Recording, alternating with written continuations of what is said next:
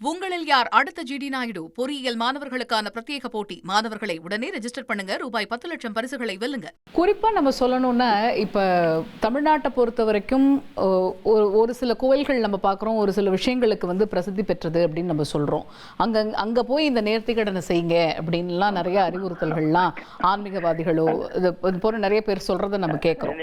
அந்த மாதிரி நீங்க கேட்க முற்பட்ட வினா மிக நேர்த்தியானது.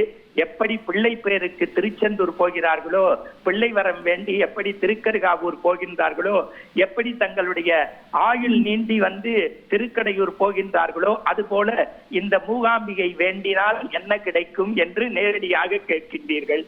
மற்ற ஆலயங்களில் வழிபடுகின்ற போது அந்தந்த பொருளுக்கு இப்ப வந்து அரக்காச மண் இருக்கு, வீட்டுல ஒரு பொருள் காணாம போயிடுச்சுன்னா அங்க ₹1 எடுத்து வைக்கிறோம்னா காசு கிடைச்சிரும்பாங்க.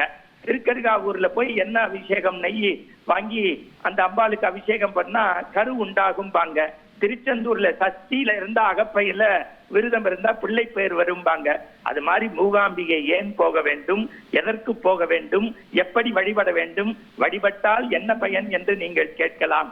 மண்ணும் மனிதனும் உச்சந்தலையிலிருந்து உள்ளங்கால் வரை மனம் குளிர மனம் மகிழ வாழ்வதற்கு தாயை சரண் புகின்றவர்கள். மற்றவங்க எல்லாம் அப்பா சித்தப்பா பெரியப்பா மாதிரி ஒவ்வொன்றும் கொடுப்பாங்க, தாய் எல்லாத்தையும் கொடுப்பாள்ங்கிற மாதிரி மூகாம்பிகை வந்து கேட்டவருக்கு கேட்ட வரங்களை கொடுப்பாள் தாயே.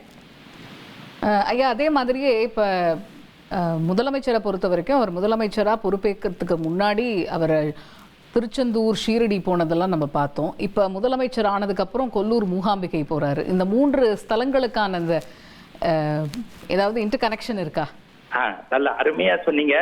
நான் மீண்டும் சொல்கின்றேன், அதையும் தந்தையில் நீங்கள் ஒளிபரப்ப வேண்டும். இதை இணையத்திலும் பார்ப்பவர்களும் பதிவு செய்து கொள்ள வேண்டும். மணிகண்டன் ஒரு ஆன்மீகவாதியாக பேசுகின்றேன்.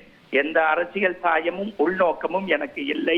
பொதுவாக ஆன்மீகவாதிகளுடைய நோக்கமே வீட்டுக்குள் இருக்கின்ற போது இந்துவாக இரு, இஸ்லாமியனாக இரு, கிறிஸ்துவனாக இரு, வீடுக்குள் வருகின்ற போது இந்தியனாக இரு, உலகத்தை பார்க்கின்ற போது மனிதராக இரு என்பதுதான் மரபு.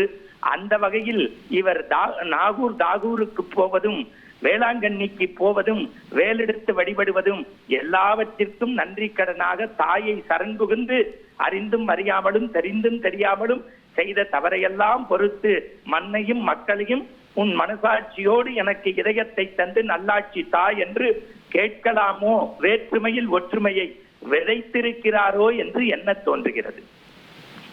நன்றி திரு மணிகண்டன். இணைப்பில் வந்து நிறைய விஷயங்களை பகிர்ந்துகிட்டீங்க, மிக்க நன்றி.